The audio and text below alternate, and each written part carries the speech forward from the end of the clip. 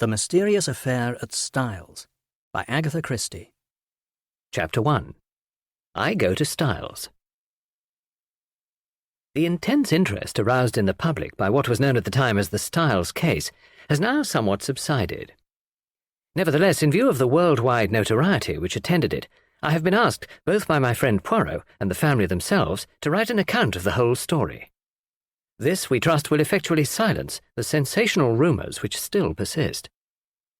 I will therefore briefly set down the circumstances which led to my being connected with the affair. I had been invalided home from the front, and after spending some months in a rather depressing convalescent home, was given a month's sick leave.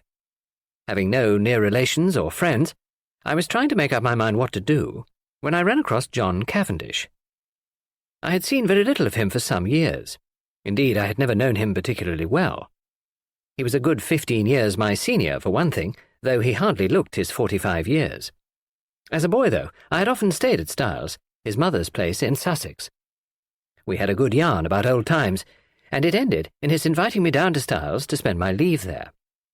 "The mater will be delighted to see you again, after all those years," he added. "Your mother keeps well?" I asked. "Oh, yes. I suppose you know that she is married again." I'm afraid I showed my surprise rather plainly. Mrs. Cavendish, who had married John's father when he was a widower with 2 sons, had been a handsome woman of middle age, as I remembered her. She certainly could not be a day less than 70 now. I recalled her as an energetic, autocratic personality somewhat inclined to charitable and social notoriety, with a fondness for opening bazaars and playing the Lady Bountiful. She was a most generous woman, and possessed a considerable fortune of her own. Their country place, Styles Court, had been purchased by Mr. Cavendish early in their married life. He had been completely under his wife's ascendancy, so much so that on dying he left the place to her for her lifetime, as well as the larger part of his income, an arrangement that was distinctly unfair to his 2 sons. Their stepmother, however, had always been most generous to them. Indeed, they were so young at the time of their father's remarriage that they always thought of her as their own mother. Lawrence, the younger, had been a delicate youth. He had qualified as a doctor, but early relinquished the profession of medicine and lived at home while pursuing literary ambitions, though his verses never had any marked success. John practised for some time as a barrister, but had finally settled down to the more congenial life of a country squire. He had married 2 years ago, and had taken his wife to live at Styles, though I entertained a shrewd suspicion that he would have preferred his mother to increase his allowance, which would have enabled him to have a home of his own. Mrs. Cavendish, however, was a lady who liked to make her own plans and expected other people to fall in with them, and in this case she certainly had the whip hand, namely, the purse strings. John noticed my surprise at the news of his mother's remarriage and smiled rather ruefully. "Rotten little bounder, too," he said savagely. "I can tell you, Hastings, it's making life jolly difficult for us. As for Evie— you remember Evie?" "No." "Oh, I suppose she was after your time. She's the mater's factotum. Companion, jack of all trades. A great sport, old Evie. Not precisely young and beautiful, but as game as they make 'em." "You were going to say—" "Oh, this fellow. Well, he turned up from nowhere, on the pretext of being a second cousin or something of Evie's, though she didn't seem particularly keen to acknowledge the relationship. The fellow's an absolute outsider, anyone can see that. He's got a great black beard, wears patent leather boots in all weathers. But the mater cottoned to him at once, took him on as secretary. Well, you know she's always running 100 societies." I nodded. "Well, of course the war has turned the hundreds into thousands. No doubt the fellow was very useful to her, but you could have knocked us all down with a feather when 3 months ago she suddenly announced that she and Alfred were engaged. The fellow must be at least 20 years younger than she is. It's simply barefaced fortune-hunting. But there you are. She's her own mistress, and she's married him. It must be a difficult situation for you all." "Difficult? It's damnable."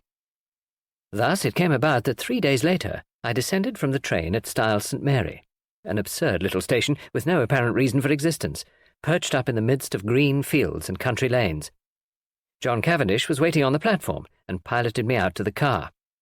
"Got a drop or 2 of petrol still, you see," he remarked. "Mainly owing to the mater's activities." The village of Styles St. Mary was situated about 2 miles from the little station, and Styles Court lay a mile the other side of it. It was a still, warm day in early July. As one looked out over the flat Essex country lying so green and peaceful under the afternoon sun, it seemed almost impossible to believe that not so very far away A great war was running its appointed course. I felt I had suddenly strayed into another world. As we turned in at the lodge gates, John said, "I'm afraid you'll find it very quiet down here, Hastings. My dear fellow, that's just what I want." "Oh, it's pleasant enough if you want to lead the idle life. I drill with the volunteers twice a week and lend a hand at the farms. My wife works regularly on the land. She's up at 5 every morning to milk and keeps at it steadily until lunchtime. It's a jolly good life taking it all round. If it weren't for that fellow Alfred Inglethorpe." He checked the car suddenly and glanced at his watch. "I wonder if we've time to pick up Cynthia." "No, she'll have started from the hospital by now." "Cynthia? That's not your wife?" "No, Cynthia's a protégée of my mother's, the daughter of an old schoolfellow of hers, who married a rascally solicitor. He came a cropper, and the girl was left an orphan and penniless. My mother came to the rescue, and Cynthia has been with us nearly 2 years now. She works in the Red Cross Hospital at Tadminster, 7 miles away." As he spoke the last words, we drew up in front of the fine old house. A lady in a stout tweed skirt, who was bending over a flower-bed, straightened herself at our approach. "Hello, Evie. Here's our wounded hero, Mr. Hastings. Miss Howard." Miss Howard shook hands with a hearty, almost painful grip. I had an impression of very blue eyes in a sunburnt face. She was a pleasant-looking woman of about 40, with a deep voice, almost manly in its stentorian tones, and had a large, sensible, square body, with feet to match, these last encased in good thick boots. Her conversation, I soon found, was couched in the telegraphic style. "Weeds grow like house-afire. Can't keep even with them. She'll press you in, better be careful." "I'm sure I shall be only too delighted to make myself useful," I responded. "Don't say it. Never does. Wish you hadn't later." "You're a cynic, Evie," said John, laughing. "Where's tea today? Inside or out?" "Out. Too fine a day to be cooped up in the house." "Come on, then, you've done enough gardening for today. The labourer is worthy of his hire, you know. Come and be refreshed." "Well," said Miss Howard, drawing off her gardening gloves, "I'm inclined to agree with you." She led the way round the house to where tea was spread under the shade of a large sycamore. A figure rose from one of the basket chairs and came a few steps to meet us. "My wife, Hastings," said John. I shall never forget my first sight of Mary Cavendish. Her tall, slender form, outlined against the bright light, the vivid sense of slumbering fire that seemed to find expression only in those wonderful tawny eyes of hers. Remarkable eyes, different from any other woman's that I have ever known. The intense power of stillness she possessed, which nevertheless conveyed the impression of a wild, untamed spirit in an exquisitely civilized body. All these things are burnt into my memory. I shall never forget them. She greeted me with a few words of pleasant welcome in a low, clear voice, and I sank into a basket chair, feeling distinctly glad that I had accepted John's invitation. Mrs. Cavendish gave me some tea, and her few quiet remarks heightened my first impression of her as a thoroughly fascinating woman. An appreciative listener is always stimulating, and I described in a humorous manner certain incidents of my convalescent home in a way which, I flatter myself, greatly amused my hostess. John, of course, good fellow though he is, could hardly be called a brilliant conversationalist. At that moment a well-remembered voice floated through the open French window, near at hand. "Then you'll write to the Princess after tea, Alfred? I'll write to Lady Tadminster for the second day myself. Or shall we wait until we hear from the Princess? In a case of refusal, Lady Tadminster might open it the first day, and Mrs. Crosby the second. Then there's the Duchess, about the school fete." There was the murmur of a man's voice, and then Mrs. Inglethorpe's rose in reply. "Yes, certainly, after tea will do quite well. You are so thoughtful, Alfred, dear." The French window swung open a little wider, and a handsome, white-haired old lady with a somewhat masterful cast of features stepped out of it onto the lawn.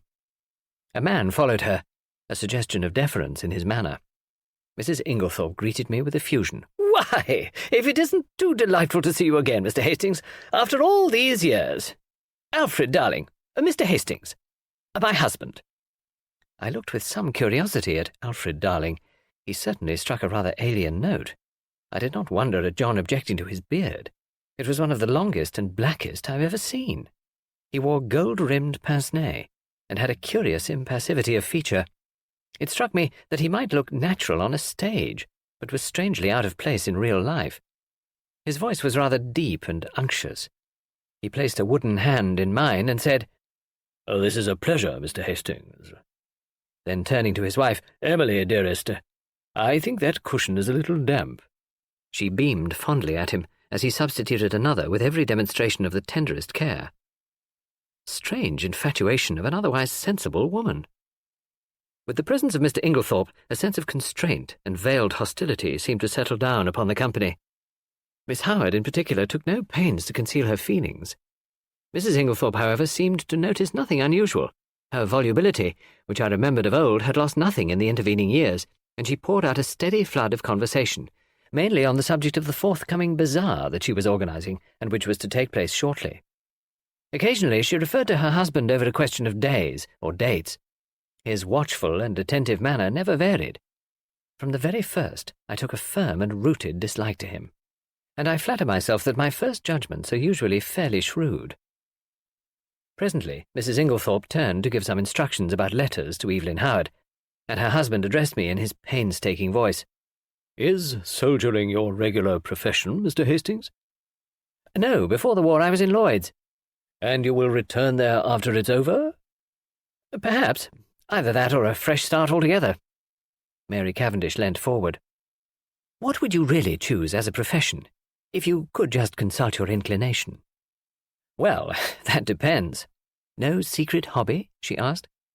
"Tell me. You're drawn to something. Everyone is. Usually something absurd." "You'll laugh at me." She smiled. "Perhaps." "Well, I've always had a secret hankering to be a detective." "Oh, the real thing? Scotland Yard? Or Sherlock Holmes?" "Oh, Sherlock Holmes by all means. But really, seriously, I am awfully drawn to it. I came across a man in Belgium once, a very famous detective, and he quite inflamed me. He was a marvellous little fellow.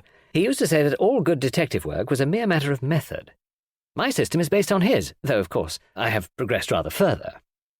He was a funny little man, a great dandy, but wonderfully clever." "Like a good detective story myself," remarked Miss Howard. "Lots of nonsense written, though. Criminal discovered in last chapter, everyone dumbfounded. Real crime, you'd know at once." "There have been a great number of undiscovered crimes," I argued. "Don't mean the police, but the people that are right in it, the family. You couldn't really hoodwink them. They'd know." "Then," I said, much amused, "you think that if you were mixed up in a crime, say a murder, you'd be able to spot the murderer right off?" "Well, of course I should. Mightn't be able to prove it to a pack of lawyers, but I'm certain I'd know. I'd feel it in my fingertips if he came near me." "It might be a she," I suggested. "Might. But murder's a violent crime, associated more with a man." "Not in a case of poisoning." Mrs. Cavendish's clear voice startled me. "Dr. BAUERSTEIN was saying yesterday that owing to the general ignorance of the more uncommon poisons among the medical profession, there were probably countless cases of poisoning quite unsuspected." "Why, Mary, what a gruesome conversation!" cried Mrs. Inglethorpe. "It makes me feel as if a goose were walking over my grave. Oh, there's Cynthia." A young girl in VAD uniform ran lightly across the lawn. "Why, Cynthia, you're late today. This is Mr. Hastings. Miss Murdoch." Cynthia Murdoch was a fresh-looking young creature, full of life and vigour. She tossed off her little VAD cap, and I admired the great loose waves of her auburn hair, and the smallness and whiteness of the hand she held out to claim her tea. With dark eyes and eyelashes, she would have been a beauty. She flung herself down on the ground beside John, and as I handed her a plate of sandwiches, she smiled up at me. "Sit down here on the grass. Do, it's ever so much nicer." I dropped down obediently. "You work at Tadminster, don't you, Miss Murdoch?" She nodded. "For my sins." "Do they bully you, then?" I asked, smiling. "I should like to see them," cried Cynthia with dignity. "I've got a cousin who's nursing," I remarked, "and she's terrified of sisters." "I don't wonder. Sisters are, you know, Mr. Hastings. They simply are. You've no idea. But I'm not a nurse, thank heaven. I work in the dispensary." "How many people do you poison?" I asked, smiling. Cynthia smiled too. "Oh, hundreds," she said. "Cynthia," called Mrs. Inglethorpe, "do you think you could write a few notes for me?" "Certainly, Aunt Emily." She jumped up promptly, and something in her manner reminded me that her position was a dependent one, and that Mrs. Inglethorpe, kind as she might be in the main, did not allow her to forget it. My hostess turned to me. "John will show you to your room. Supper is at 7:30. We've given up late dinner for some time now. Lady Tadminster, our member's wife, she was the late Lord Abbotsbury's daughter, does the same. She agrees with me that one must set an example of economy. We're quite a war household. Nothing is wasted here. Every scrap of waste paper, even, is saved and sent away in sacks." I expressed my appreciation, and John took me into the house, and up the broad staircase, which forked right and left halfway to different wings of the building. My room was in the left wing, and looked out over the park. John left me, and a few minutes later I saw him from my window walking slowly across the grass, arm in arm with Cynthia Murdoch. I heard Mrs. Inglethorpe call, "Cynthia!" impatiently, and the girl started and ran back to the house. At the same moment, a man stepped out from the shadow of a tree and walked slowly in the same direction. He looked about 40, very dark, with a melancholy, clean-shaven face. Some violent emotion seemed to be mastering him. He looked up at my window as he passed. I recognized him, though he had changed much in the 15 years that had elapsed since we last met. It was John's younger brother, Lawrence Cavendish. I wondered what it was that had brought that singular expression to his face. Then I dismissed him from my mind and returned to the contemplation of my own affairs. The evening passed pleasantly enough, and I dreamed that night of that enigmatical woman, Mary Cavendish. The next morning dawned bright and sunny, and I was full of anticipation of a delightful visit. I did not see Mrs. Cavendish until lunchtime, when she volunteered to take me for a walk, and we spent a charming afternoon roaming in the woods, returning to the house about 5. As we entered the large hall, John beckoned us both into the smoking room. I saw at once by his face that something disturbing had occurred. We followed him in, and he shut the door after us. "Look here, Mary, there's a deuce of a mess. Evie's had a row with Alfred Inglethorpe, and she's off." "Evie? Off?" John nodded gloomily. "Yes, you see, she went to the mater and— oh, here's Evie herself." Miss Howard entered. Her lips were set grimly together, and she carried a small suitcase.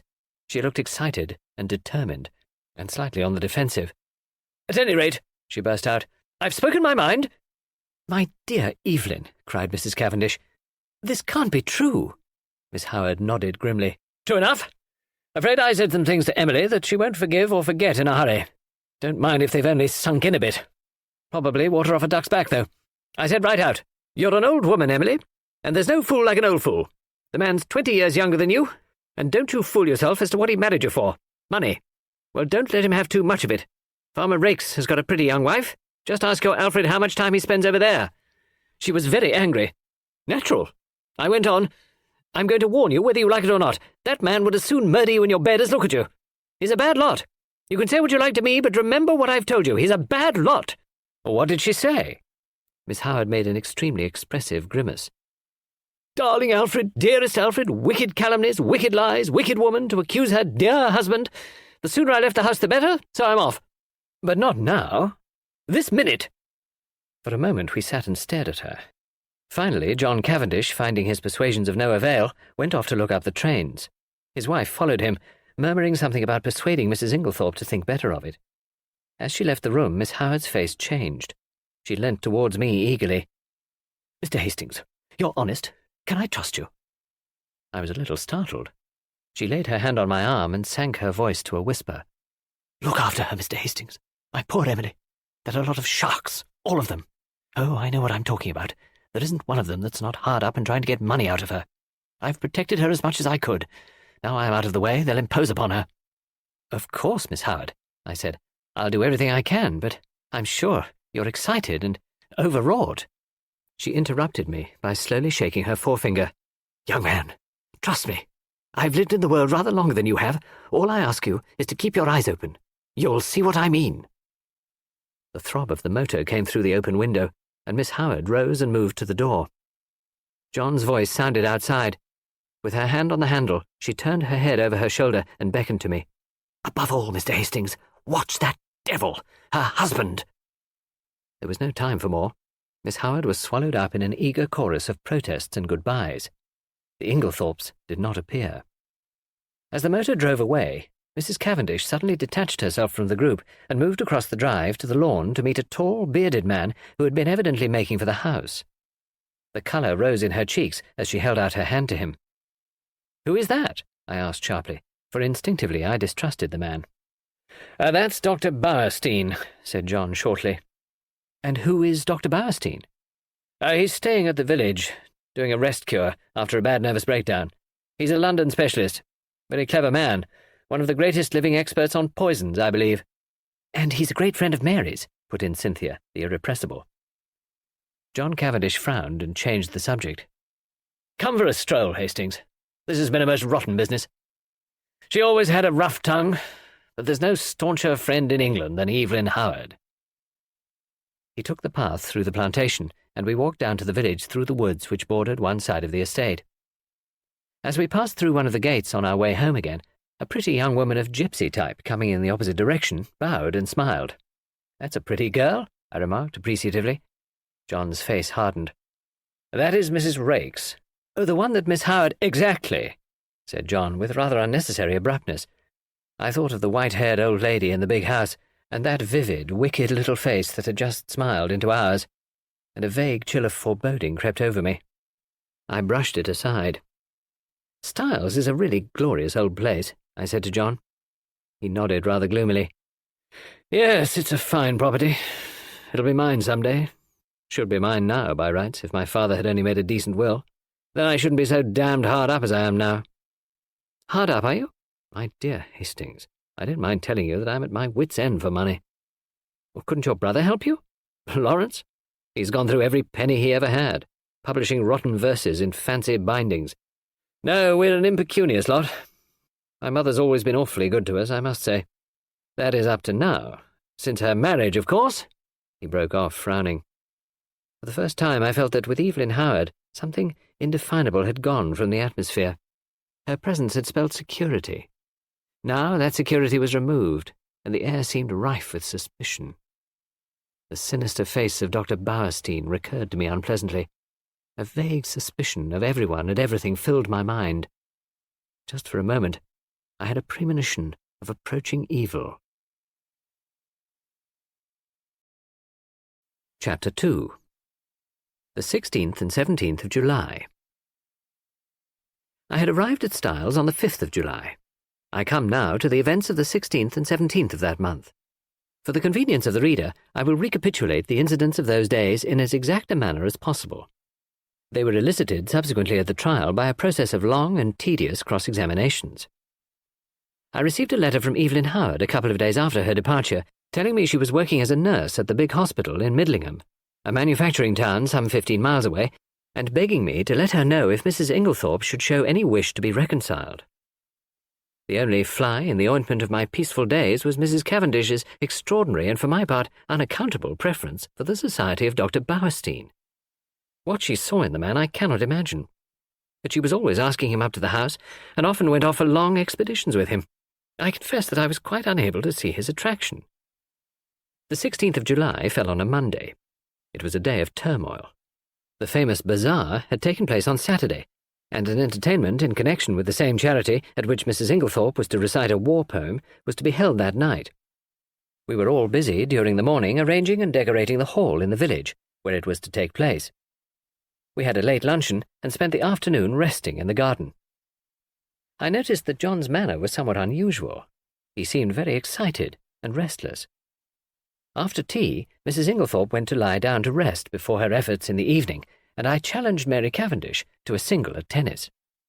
About 6:45, Mrs. Inglethorpe called to us that we should be late as supper was early that night.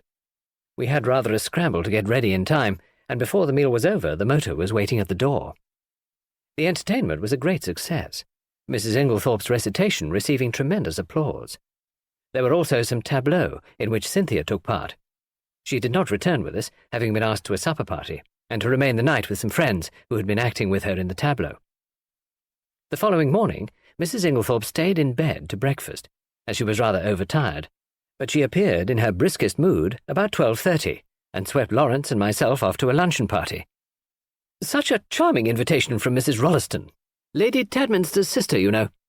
The Rollestons came over with the Conqueror, one of our oldest families. Mary had excused herself on the plea of an engagement with Dr. Bauerstein. We had a pleasant luncheon, and as we drove away, Lawrence suggested that we should return by Tadminster, which was barely a mile out of our way, and pay a visit to Cynthia in her dispensary. Mrs. Inglethorpe replied that this was an excellent idea, but as she had several letters to write, she would drop us there, and we could come back with Cynthia in the pony trap. We were detained under suspicion by the hospital porter until Cynthia appeared to vouch for us, looking very cool and sweet in her long white overall. She took us up to her sanctum and introduced us to her fellow dispenser, a rather awe-inspiring individual whom Cynthia cheerily addressed as Nibs. "What a lot of bottles!" I exclaimed as my eye travelled round the small room. "Do you really know what's in them all?" "Say something original," groaned Cynthia. "Every single person who comes up here says that. We are really thinking of bestowing a prize on the first individual who does not say, 'What a lot of bottles,' and I know the next thing you're going to say is, 'How many people have you poisoned?'" I pleaded guilty with a laugh. "If you people only knew how fatally easy it is to poison someone by mistake, you wouldn't joke about it. Come on, let's have tea. We've got all sorts of secret stores in that cupboard." "No, Lawrence, that's the poison cupboard. The big cupboard." "That's right." We had a very cheery tea, and assisted Cynthia to wash up afterwards. We had just put away the last teaspoon when a knock came at the door. The countenances of Cynthia and Nibs were suddenly petrified into a stern and forbidding expression. "Come in," said Cynthia in a sharp professional tone. A young and rather scared-looking nurse appeared with a bottle which she proffered to Nibs, who waved her towards Cynthia with the somewhat enigmatical remark, "I'm not really here today." Cynthia took the bottle and examined it with the severity of a judge. "This should have been sent up this morning." "Sister's very sorry. She forgot. Sister should read the rules outside the door." I gathered from the little nurse's expression that there was not the least likelihood of her having the hardihood to retail this message to the dreaded sister. "So, now it can't be done until tomorrow," finished Cynthia. "Don't you think you could possibly let us have it tonight?" "Well," said Cynthia graciously, "we are very busy, but if we have time, it shall be done." The little nurse withdrew, and Cynthia promptly took a jar from the shelf, refilled the bottle, and placed it on the table outside the door. I laughed. "Discipline must be maintained?" "Exactly. Come out on our little balcony. You can see all the outside wards there." I followed Cynthia and her friend, and they pointed out the different wards to me. Lawrence remained behind, but after a few moments Cynthia called to him over her shoulder to come and join us. Then she looked at her watch. "Nothing more to do, Nibs?" "No." "All right, then we can lock up and go." I had seen Lawrence in quite a different light that afternoon. Compared to John, he was an astoundingly difficult person to get to know. He was the opposite of his brother in almost every respect, being unusually shy and reserved. Yet he had a certain charm of manner, and I fancied that, if one really knew him well, one could have a deep affection for him. I had always fancied that his manner to Cynthia was rather constrained, and that she, on her side, was inclined to be shy of him. But they were both gay enough this afternoon, and chatted together like a couple of children. As we drove through the village, I remembered that I wanted some stamps, so accordingly we pulled up at the post office. As I came out again, I cannoned into a little man who was just entering. I drew aside and apologized, when suddenly, with a loud exclamation, he clasped me in his arms and kissed me warmly. "Mon ami Hastings," he cried. "It is indeed. Mon ami Hastings." "Poirot!" I exclaimed. I turned to the pony trap. "This is a very pleasant meeting for me, Miss Cynthia. This is my old friend, Monsieur Poirot, whom I have not seen for years." "Oh, we know Monsieur Poirot," said Cynthia gaily, "but I had no idea he was a friend of yours." "Oh, yes, indeed," said Poirot seriously. "I know Mademoiselle Cynthia. It is by the charity of that good Mrs. Inglethorpe that I am here." Then, as I looked at him inquiringly, "Yes, my friend. She had kindly extended hospitality to 7 of my country people, who, alas, are refugees from their native land. We Belgians will always remember her with gratitude." Poirot was an extraordinary-looking little man. He was hardly more than 5 feet 4 inches, but carried himself with great dignity. His head was exactly the shape of an egg, and he always perched it a little on one side. His moustache was very stiff and military. The neatness of his attire was almost incredible. I believe a speck of dust would have caused him more pain than a bullet wound. Yet this quaint, dandified little man, who, I was sorry to see, now limped badly, had been in his time one of the most celebrated members of the Belgian police. As a detective, his flair had been extraordinary, and he had achieved triumphs by unravelling some of the most baffling cases of the day. He pointed out to me the little house inhabited by him and his fellow Belgians, and I promised to go and see him at an early date. Then he raised his hat with a flourish to Cynthia, and we drove away. "He's a dear little man," said Cynthia. "I'd no idea you knew him." "You've been entertaining a celebrity unawares," I replied. And for the rest of the way home I recited to them the various exploits and triumphs of Hercule Poirot. We arrived back in a very cheerful mood. As we entered the hall, Mrs. Inglethorpe came out of her boudoir. She looked flushed and upset. "Oh, it's you," she said. "Is there anything the matter, Aunt Emily?" asked Cynthia. "Certainly not," said Mrs. Inglethorpe sharply. "What should they be?" Then, catching sight of Dorcas, the parlour-maid, going into the dining-room, she called to her to bring some stamps into her boudoir. "Yes'm." The old servant hesitated, then added diffidently, "Don't you think, Mum, you'd better get to bed? You're looking very tired." "Perhaps you're right, Dorcas. Yes, no, not now. I've some letters I must finish by post-time. Have you lighted the fire in my room, as I told you?" "Yes'm." "Then I'll go to bed directly after supper." She went into her boudoir again, and Cynthia stared after her. "Goodness gracious! I wonder what's up," she said to Lawrence.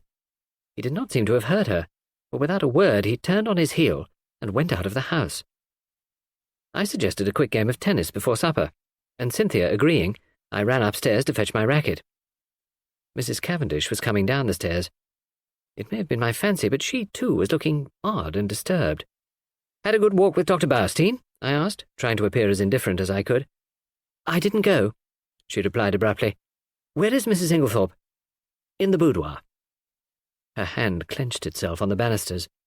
Then she seemed to nerve herself for some encounter, and went rapidly past me down the stairs across the hall to the boudoir, the door of which she shut behind her. As I ran out to the tennis court a few moments later, I had to pass the open boudoir window, and was unable to help overhearing the following scrap of dialogue. Mary Cavendish was saying in the voice of a woman desperately controlling herself, "Then you won't show it to me?" To which Mrs. Inglethorpe replied, "My dear Mary, it has nothing to do with that matter." "Then show it to me." "I tell you, it is not what you imagine. It does not concern you in the least." To which Mary Cavendish replied with rising bitterness, "Of course. I might have known you would shield him." Cynthia was waiting for me, and greeted me eagerly with, "I say, there's been the most awful row. I got it all out of Dorcas." "What kind of row?" "Between Aunt Emily and him. I do hope she's found him out at last." "Was Dorcas there, then?" "Of course not. She happened to be near the door. It was a real old bust-up.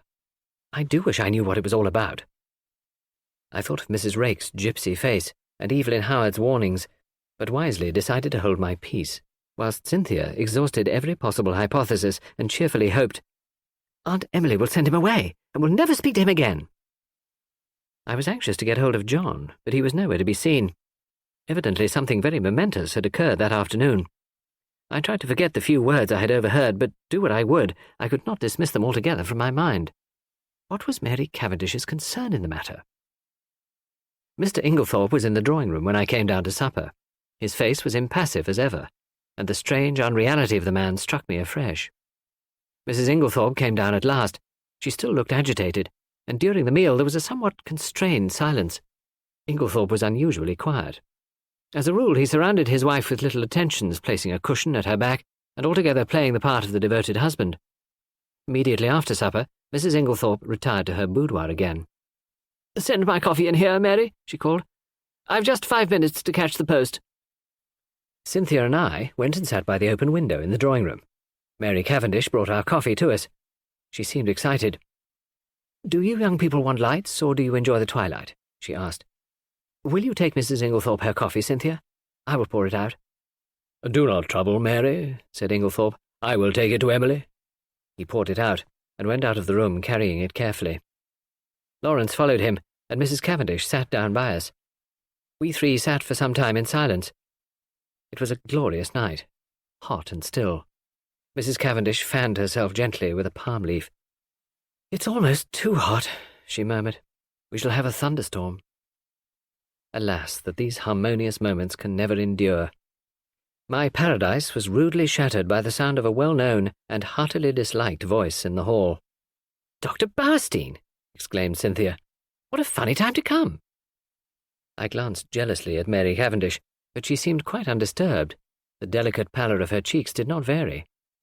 In a few moments, Alfred Inglethorpe had ushered the doctor in, the latter laughing and protesting that he was in no fit state for a drawing-room. In truth, he presented a sorry spectacle, being literally plastered with mud.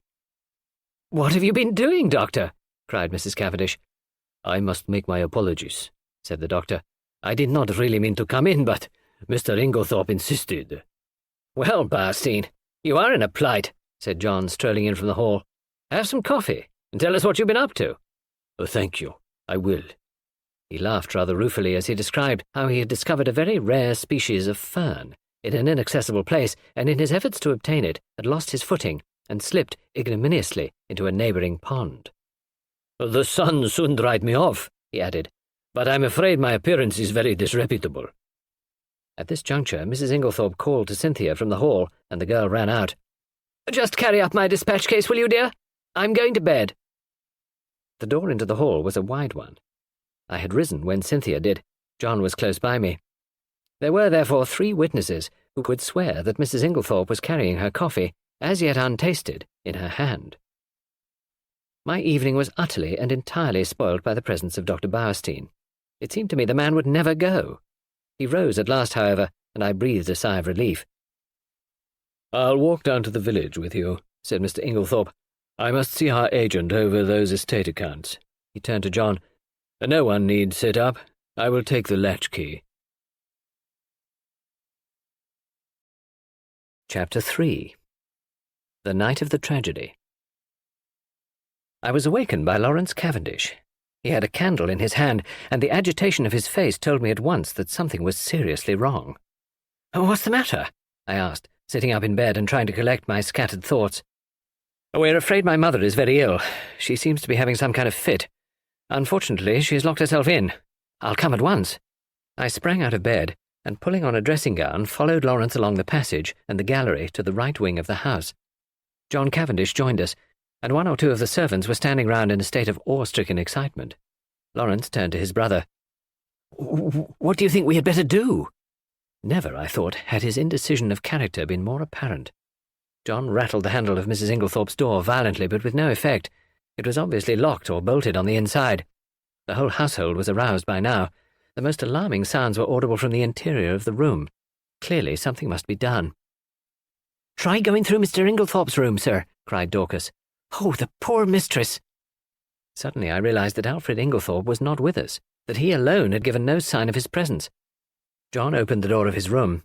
It was pitch dark, but Lawrence was following with the candle, and by its feeble light we saw that the bed had not been slept in, and that there was no sign of the room having been occupied. We went straight to the connecting door. That, too, was locked or bolted on the inside. What was to be done? "Oh, dear, sir," cried Dorcas, wringing her hands. "Whatever shall we do?" "We must try and break the door in, I suppose. It'll be a tough job, though. Here, let one of the maids go down and wake Bailey. Tell him to go for Dr. Wilkins at once. Now then, we'll have a try at the door. Half a moment, though. Isn't there a door into Miss Cynthia's room?" "Yes, sir, but that's always bolted. It's never been undone." "Well, we might just see." He ran rapidly down the corridor to Cynthia's room. Mary Cavendish was there, shaking the girl, who must have been an unusually sound sleeper, and trying to wake her. In a moment or 2 he was back. "No good. That's bolted too. We must break in the door. I think this one is a shade less solid than the one in the passage." We strained and heaved together.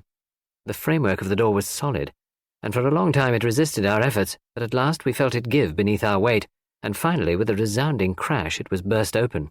We stumbled in together, Lawrence still holding his candle.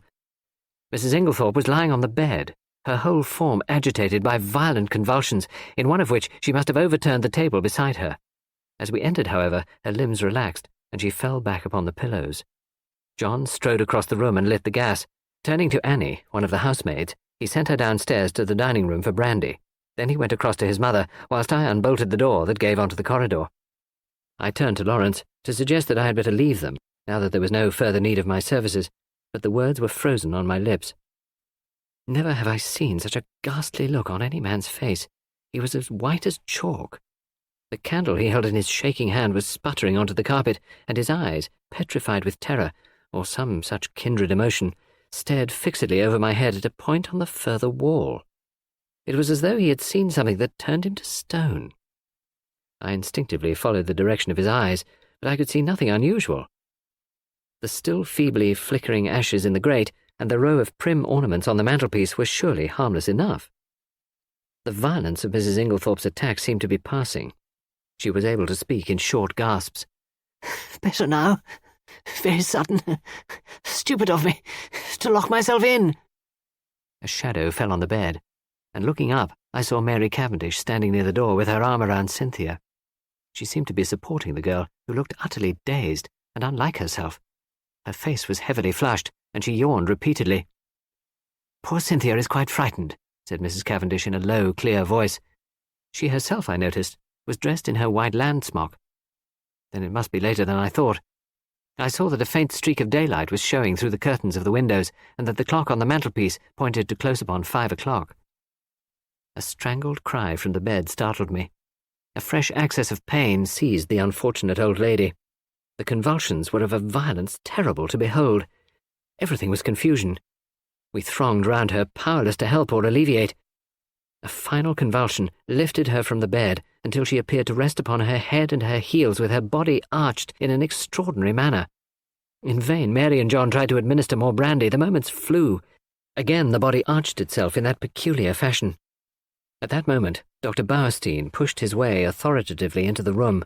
For one instant he stopped dead, staring at the figure on the bed, and at the same instant Mrs. Inglethorpe cried out in a strangled voice, her eyes fixed on the doctor, "Alfred! Alfred!" Then she fell back motionless on the pillows. With a stride, the doctor reached the bed and, seizing her arms, worked them energetically, applying what I knew to be artificial respiration. He issued a few short, sharp orders to the servants. An imperious wave of his hand drove us all to the door. We watched him fascinated, though I think we all knew in our hearts that it was too late, and that nothing could be done now. I could see by the expression on his face that he himself had little hope. Finally, he abandoned his task, shaking his head gravely. At that moment we heard footsteps outside, and Dr. Wilkins, Mrs. Inglethorpe's own doctor, a portly, fussy little man, came bustling in. In a few words, Dr. Bauerstein explained how he had happened to be passing the lodge gates as the car came out, and had run up to the house as fast as he could, whilst the car went on to fetch Dr. Wilkins. With a faint gesture of the hand, he indicated the figure on the bed. "Very sad, very sad," murmured Dr. Wilkins. "Poor dear lady.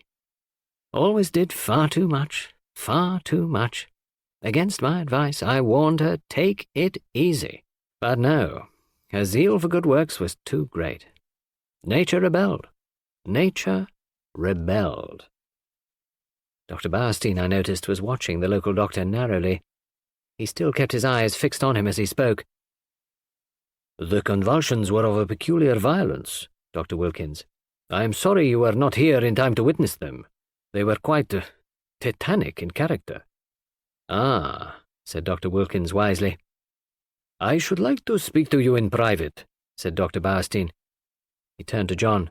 "You do not object?" "Certainly not." We all trooped out into the corridor, leaving the two doctors alone, and I heard the key turning in the lock behind us. We went slowly down the stairs. I was violently excited.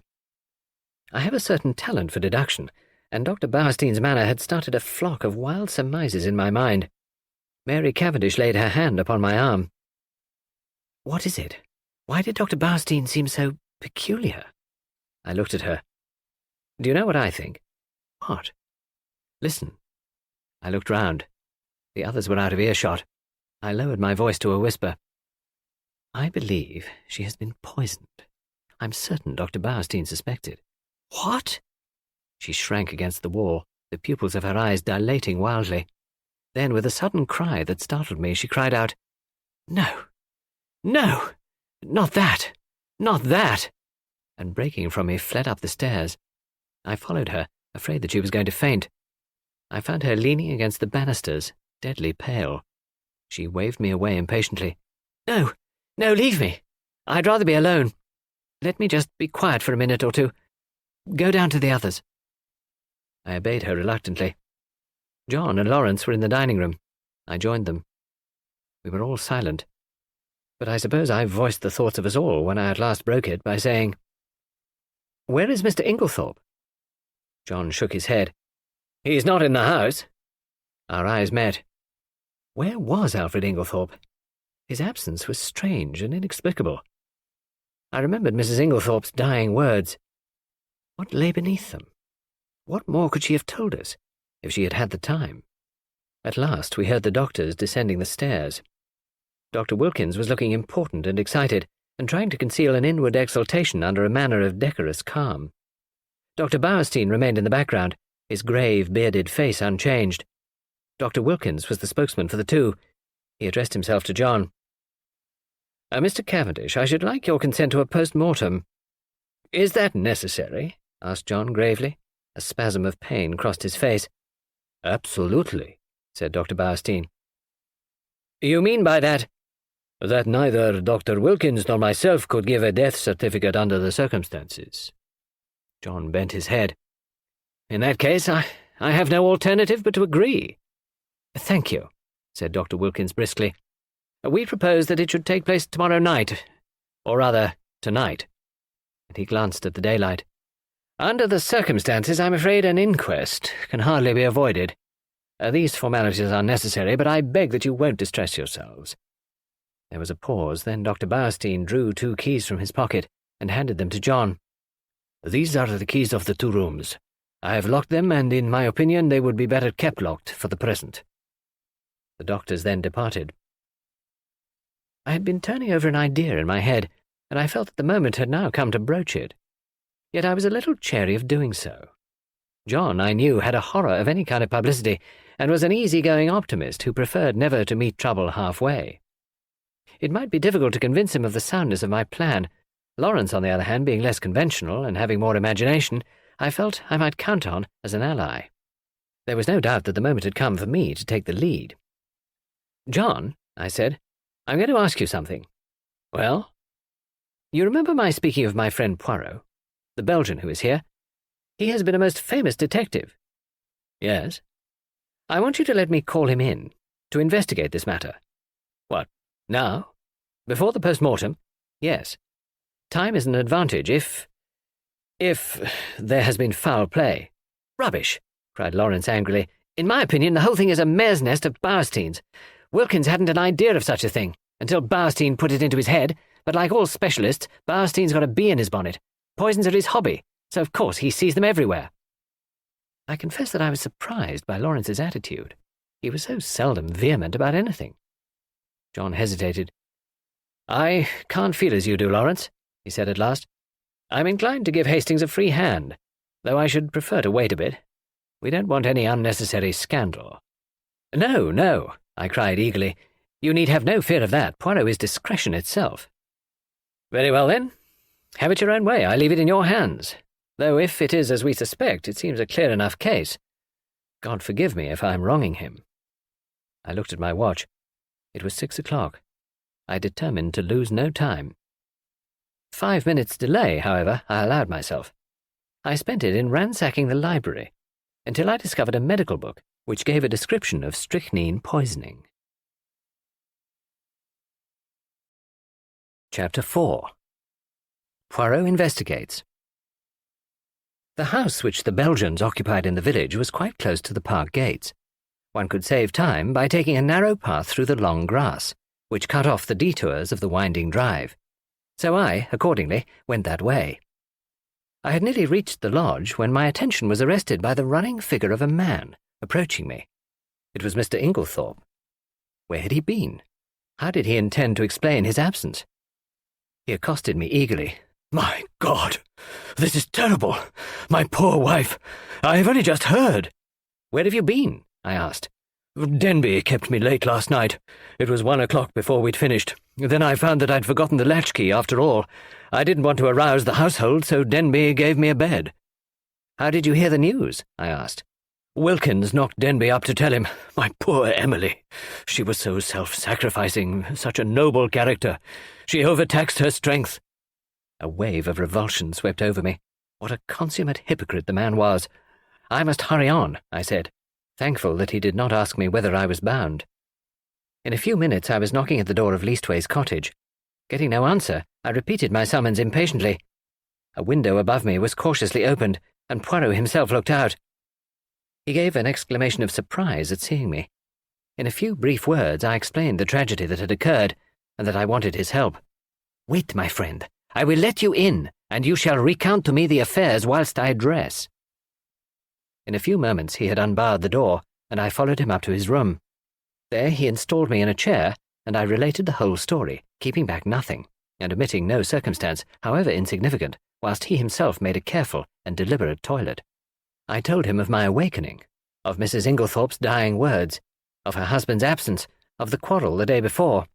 of the scrap of conversation between Mary and her mother-in-law that I had overheard, of the former quarrel between Mrs. Inglethorpe and Evelyn Howard, and of the latter's innuendos. I was hardly as clear as I could wish. I repeated myself several times and occasionally had to go back to some detail that I had forgotten. Poirot smiled kindly on me. "The mind is confused, is it not so? Take time, mon ami. You are agitated. You are excited. It is but natural. Presently, when we are calmer, we will arrange the facts neatly, each in his proper place. We will examine and reject. Those of importance we will put on one side. Those of no importance, poof!" He screwed up his cherub-like face and puffed comically enough. "Blow them away." "Well, that's all very well," I objected, "but how are you going to decide what is important and what isn't? That always seems the difficulty to me." Poirot shook his head energetically. He was now arranging his moustache with exquisite care. "Not so. Voyons. One fact leads to another. So we continue. Does the next fit in with that? À merveille, good. We can proceed. This next little fact? No. Ah, that is curious. There is something missing, a link in the chain that is not there. We examine, we search, and that little curious fact, that possibly paltry little detail that will not tally, we put it here." He made an extravagant gesture with his hand. "It is significant. It is tremendous." "Yes." "Ah!" Poirot shook his forefinger so fiercely at me that I quailed before it. "Beware! Peril to the detective who says, it is so small, it does not matter. It will not agree. I will forget it. That way lies confusion. Everything matters." "I know. You always told me that. That's why I have gone into all the details of this thing, whether they seemed to me relevant or not. And I am pleased with you. You have a good memory, and you have given me the facts faithfully. Of the order in which you present them, I say nothing. Truly, it is deplorable. But I make allowances. You are upset. To that I attribute the circumstance that you have omitted one fact of paramount importance." "What is that?" I asked. "You have not told me if Mrs. Inglethorpe ate well last night." I stared at him. Surely the war had affected the little man's brain. He was carefully engaged in brushing his coat before putting it on, and seemed wholly engrossed in the task. "I don't remember," I said, "and anyway, I don't see—" "You do not see? But it is of the first importance." "I can't see why," I said, rather nettled. "As far as I can remember, she didn't eat much. She was obviously upset, and it had taken her appetite away. That was only natural." "Yes," said Poirot thoughtfully, "it was only natural." He opened a drawer and took out a small dispatch case, then turned to me. "Now, I am ready. We will proceed to the chateau and study matters on the spot. Excuse me, mon ami, you're dressed in haste, and your tie is on one side. Permit me." With a deft gesture, he rearranged it. "Ça y est. Now, shall we start?" We hurried up the village and turned in at the lodge gates. Poirot stopped for a moment and gazed sorrowfully over the beautiful expanse of park, still glittering with morning dew. So beautiful, so beautiful. And yet, the poor family, plunged in sorrow, prostrated with grief. He looked at me keenly as he spoke, and I was aware that I reddened under his prolonged gaze. Was the family prostrated by grief? Was the sorrow at Mrs. Inglethorpe's death so great? I realized that there was an emotional lack in the atmosphere. The dead woman had not the gift of commanding love. Her death was a shock and a distress, but she would not be passionately regretted. Poirot seemed to follow my thoughts. He nodded his head gravely. "No, you are right," he said. "It is not as though there was a blood tie. She has been kind and generous to these Cavendishes, but she was not their own mother. Blood tells. Always remember that. Blood tells." "Poirot," I said, "I wish you would tell me why you wanted to know if Mrs. Inglethorpe ate well last night. I've been turning it over in my mind, but I can't see how it has anything to do with the matter." He was silent for a minute or two as we walked along, but finally he said, "I do not mind telling you, though, as you know, it is not my habit to explain until the end is reached. The present contention is that Mrs. Inglethorpe died of strychnine poisoning, presumably administered in her coffee." "Yes? Well, what time was the coffee served?" About 8 o'clock. Therefore she drank it between then and 8:30. Certainly not much later. Well, strychnine is a fairly rapid poison. Its effects would be felt very soon, probably in about an hour. Yet, in Mrs. Inglethorpe's case, the symptoms do not manifest themselves until 5 o'clock the next morning. 9 hours. But a heavy meal, taken at about the same time as the poison, might retard its effects, though hardly to that extent. Still, it is a possibility to be taken into account. But according to you, she ate very little for supper, and yet the symptoms do not develop until early the next morning. Now that is a curious circumstance, my friend. Something may arise at the autopsy to explain it. In the meantime, remember it. As we neared the house, John came out and met us. His face looked weary and haggard. "This is a very dreadful business, Monsieur Poirot," he said. "Hastings has explained to you that we are anxious for no publicity?" "I comprehend perfectly." "You see, it is only suspicion so far. We have nothing to go upon." "Precisely. It is a matter of precaution only." John turned to me, taking out his cigarette case and lighting a cigarette as he did so. "You know that fellow Inglethorpe is back?" "Yes, I met him." John flung the match into an adjacent flower bed, a proceeding which was too much for Poirot's feelings. He retrieved it and buried it neatly. "It's jolly difficult to know how to treat him." "That difficulty will not exist long," pronounced Poirot quietly. John looked puzzled, not quite understanding the portent of this cryptic saying. He handed the 2 keys which Dr. Bauerstein had given him to me. "Show Monsieur Poirot everything he wants to see." "The rooms are locked?" asked Poirot. Dr. Bauerstein considered it advisable." Poirot nodded thoughtfully. "Then he is very sure. Well, that simplifies matters for us." We went up together to the room of the tragedy. Poirot locked the door on the inside and proceeded to a minute inspection of the room. He darted from one object to another with the agility of a grasshopper. I remained by the door, fearing to obliterate any clues. Poirot, however, did not seem grateful to me for my forbearance. "What have you, my friend?" he cried, "that you remain there like, how do you say it, the stuck pig?" I explained that I was afraid of obliterating any footmarks. "Footmarks? But what an idea!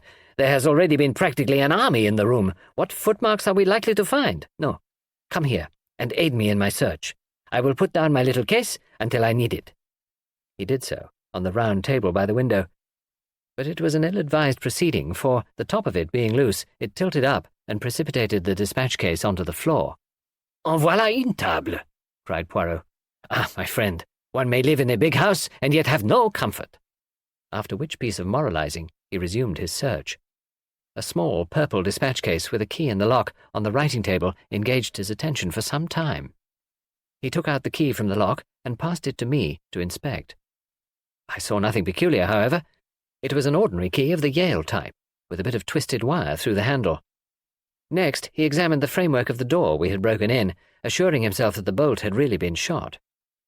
Then he went to the door opposite, leading into Cynthia's room. That door was also bolted, as I had stated.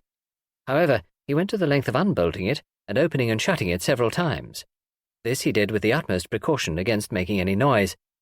Suddenly, something in the bolt itself seemed to rivet his attention. He examined it carefully, and then, nimbly whipping out a pair of small forceps from his case, he drew out some minute particle, which he carefully sealed up in a tiny envelope. On the chest of drawers there was a tray with a spirit lamp and a small saucepan on it. A small quantity of a dark fluid remained in the saucepan, and an empty cup and saucer that had been drunk out of stood near it. I wondered how I could have been so unobservant as to overlook this. Here was a clue worth having. Poirot delicately dipped his finger into the liquid and tasted it gingerly. He made a grimace. "Cocoa, with, I think, rum in it." He passed on to the debris on the floor, where the table by the bed had been overturned. A reading lamp, some books, matches, a bunch of keys, and the crushed fragments of a coffee cup lay scattered about. "Ah, this is curious," said Poirot. "I must confess that I see nothing particularly curious about it. You do not? Observe the lamp. The chimney is broken in 2 places. They lie there as they fell, but see, the coffee cup is absolutely smashed to powder." "Well," I said wearily, "I suppose someone must have stepped on it." "Exactly," said Poirot in an odd voice. "Someone stepped on it." He rose from his knees and walked slowly across to the mantelpiece, where he stood abstractedly fingering the ornaments and straightening them, a trick of his when he was agitated. "Mon ami," he said, turning to me, "somebody stepped on that cup, grinding it to powder, and the reason they did so was either because it contained strychnine or, which is far more serious, because it did not contain strychnine." I made no reply. I was bewildered, but I knew that it was no good asking him to explain. In a moment or two, he roused himself and went on with his investigations. He picked up the bunch of keys from the floor and, twirling them round in his fingers, finally selected one, very bright and shining, which he tried in the lock of the purple dispatch case. It fitted, and he opened the box, but after a moment's hesitation, closed and relocked it, and slipped the bunch of keys, as well as the key that had originally stood in the lock, into his own pocket. "I have no authority to go through these papers, but it should be done, at once." He then made a very careful examination of the drawers of the washstand. Crossing the room to the left-hand window, a round stain, hardly visible on the dark brown carpet, seemed to interest him particularly. He went down on his knees, examining it minutely, even going so far as to smell it. Finally, he poured a few drops of the cocoa into a test tube, sealing it up carefully. His next proceeding was to take out a little notebook. "We have found in this room," he said, writing busily, 6 points of interest. "Shall I enumerate them, or will you?" "Oh, you," I replied hastily. "Very well, then. 1. A coffee cup that has been ground into powder. 2. A dispatch case with a key in the lock. 3. A stain on the floor." "Well, that may have been done some time ago," I interrupted. "No, for it is still perceptibly damp and smells of coffee. 4. A fragment of some dark green fabric. Only a thread or two, but recognizable." "Ah," I cried. "That was what you sealed up in the envelope." "Yes. It may turn out to be a piece of one of Mrs. Inglethorpe's own dresses. Quite unimportant. We shall see. 5. This." With a dramatic gesture, he pointed to a large splash of candle grease on the floor by the writing table. "It must have been done since yesterday. Otherwise a good housemaid would have at once removed it with blotting paper and a hot iron. One of my best hats once, but that is not to the point. It was very likely done last night. We were very agitated, or perhaps Mrs. Inglethorpe herself dropped her candle." "You brought only one candle into the room?" "Yes. Lawrence Cavendish was carrying it, but he was very upset. He seemed to see something over here," I indicated the mantelpiece, "that absolutely paralyzed him." "That is interesting," said Poirot quickly. "Yes, it is suggestive," his eye sweeping the whole length of the wall, "but it was not his candle that made this great patch, for you perceive that this is white grease, whereas Monsieur Lawrence's candle, which is still on the dressing-table, is pink. On the other hand, Mrs. Inglethorpe had no candlestick in the room, only a reading lamp."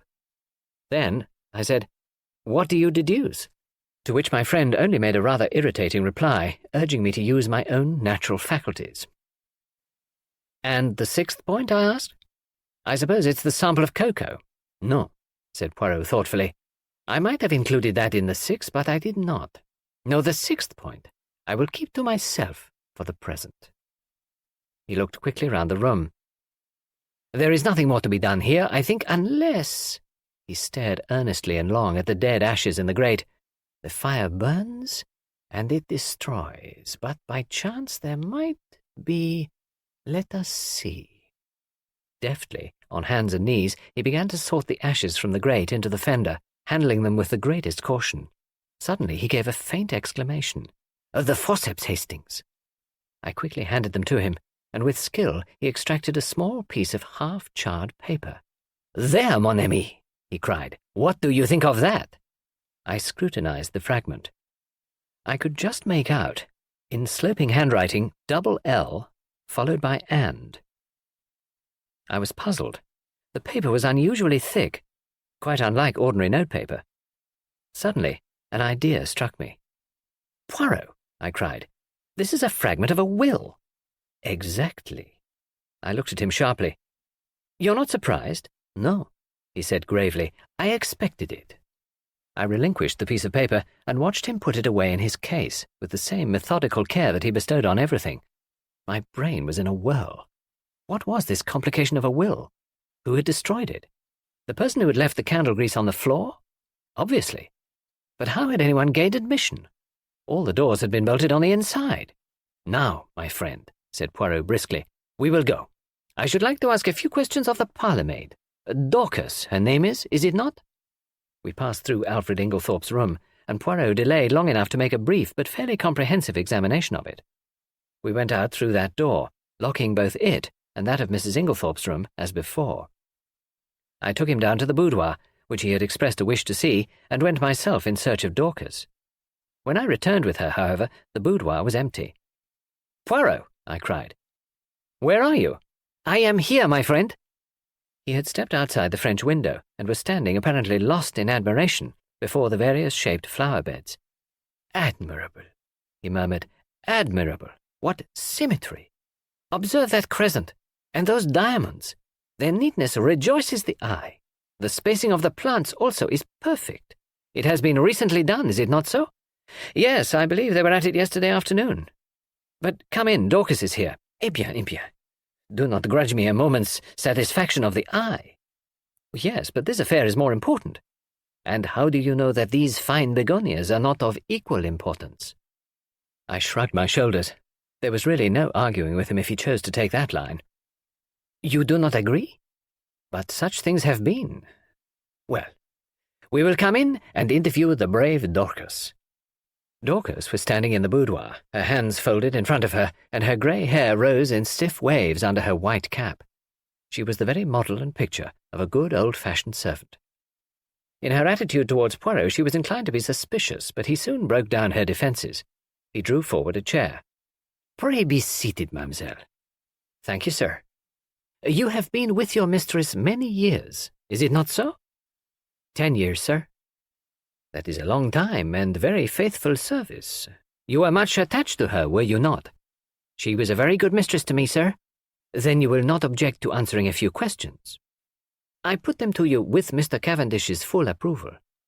"Oh, certainly, sir." "Then I will begin by asking you about the events of yesterday afternoon. Your mistress had a quarrel." "Yes, sir. But I don't know that I ought—" Dorcas hesitated. Poirot looked at her keenly. "My good Dorcas, it is necessary that I should know every detail of that quarrel as fully as possible. Do not think you are betraying your mistress's secrets. Your mistress lies dead, and it is necessary that we should know all if we are to avenge her. Nothing can bring her back to life, but we do hope, if there has been foul play, to bring the murderer to justice." "Amen to that," said Dorcas fiercely, "and naming no names, there's one in this house that none of us could ever abide.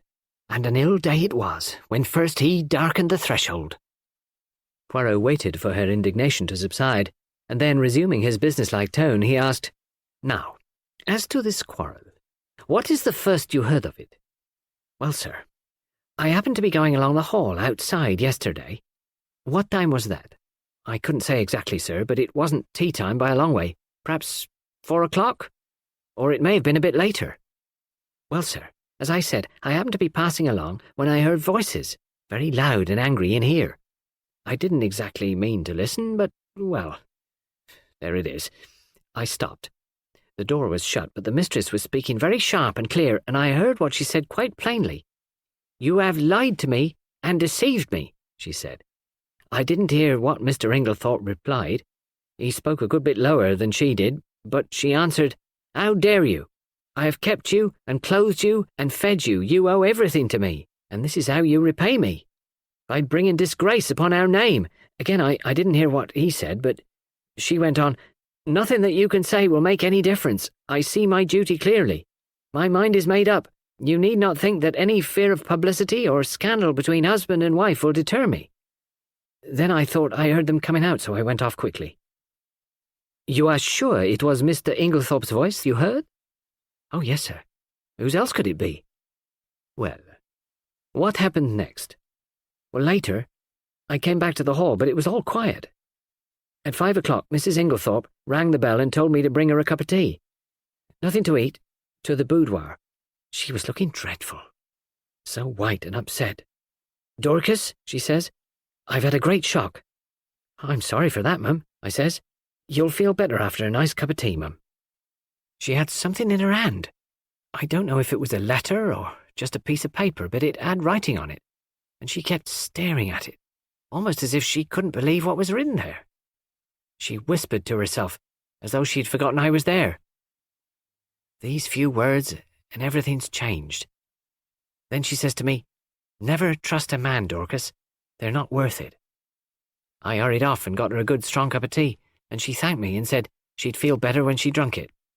"I don't know what to do," she says. "Scandal between husband and wife is a dreadful thing, Dorcas. I'd rather hush it up if I could." Mrs. Cavendish came in just then, so she didn't say any more.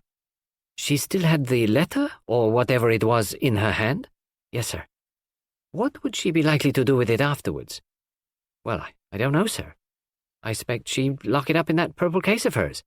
"Is that where she usually kept important papers?" "Yes, sir. She brought it down with her every morning, and took it up every night." "When did she lose the key of it?"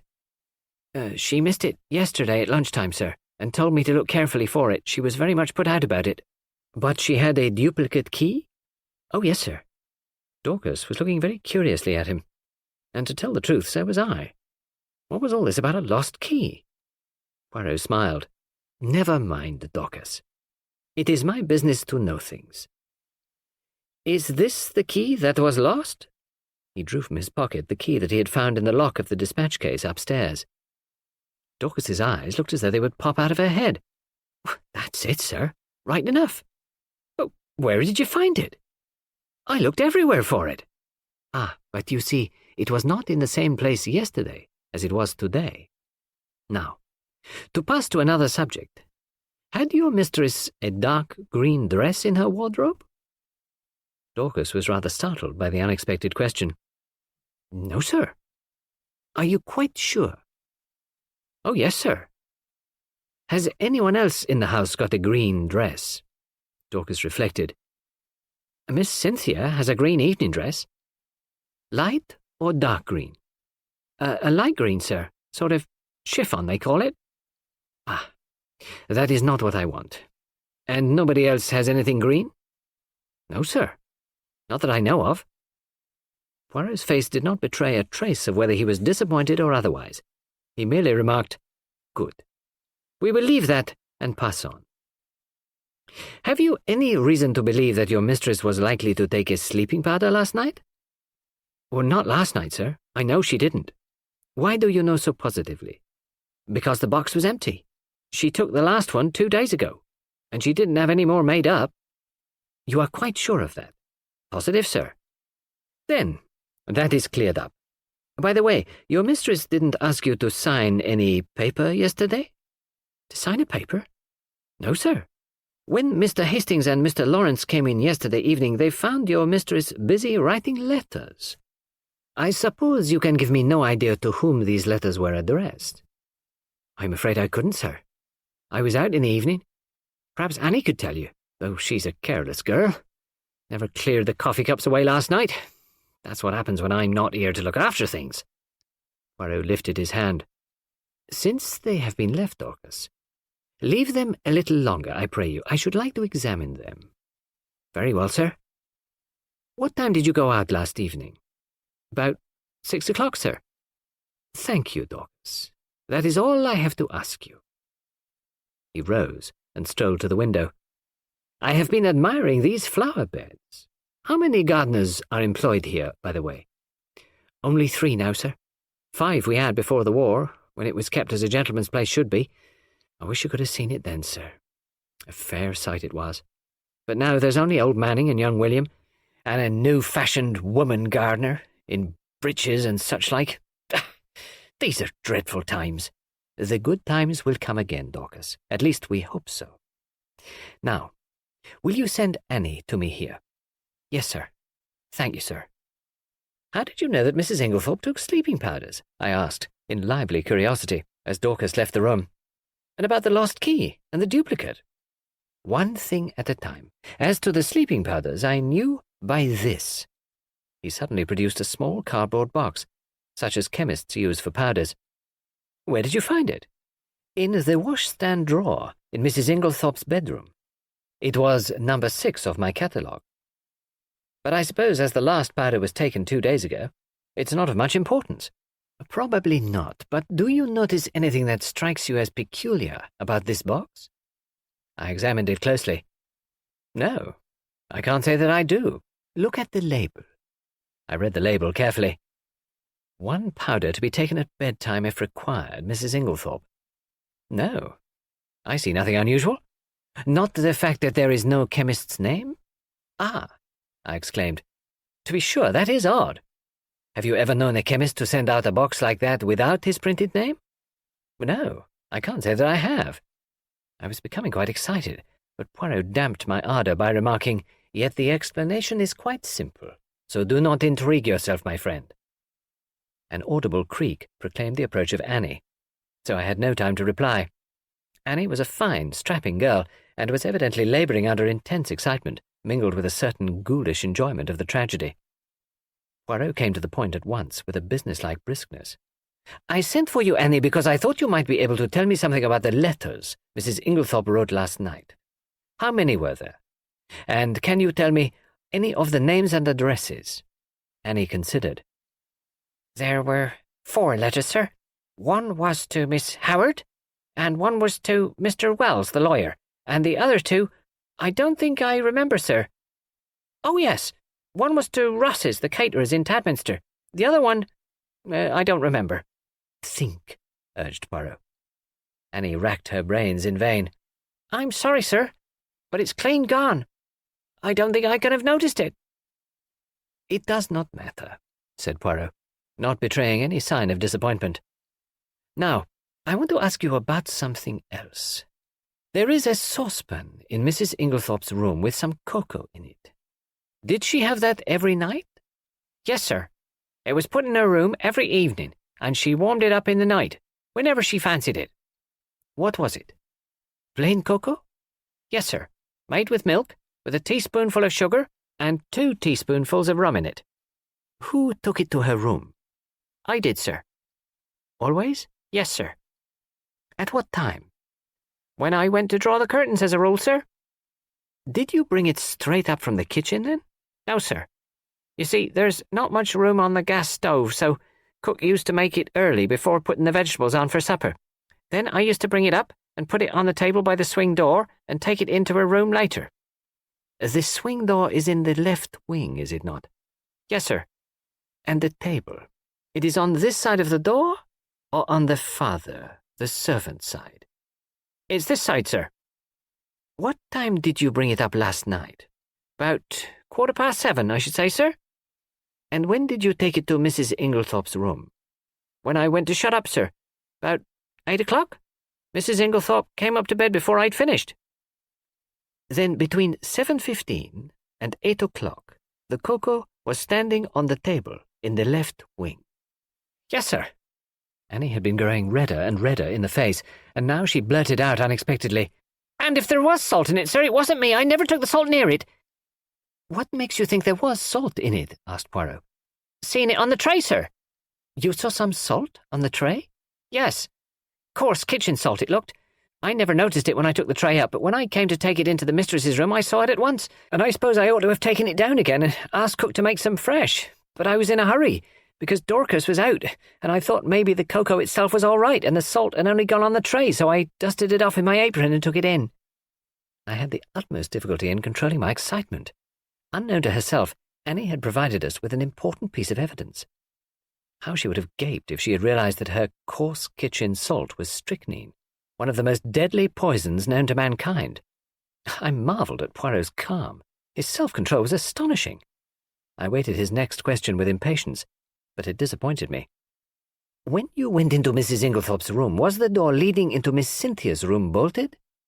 Oh, yes, sir, it always was. It had never been opened. And the door into Mr. Inglethorpe's room, did you notice if that was bolted too? Annie hesitated. I couldn't rightly say, sir. It was shut, but I couldn't say whether it was bolted or not.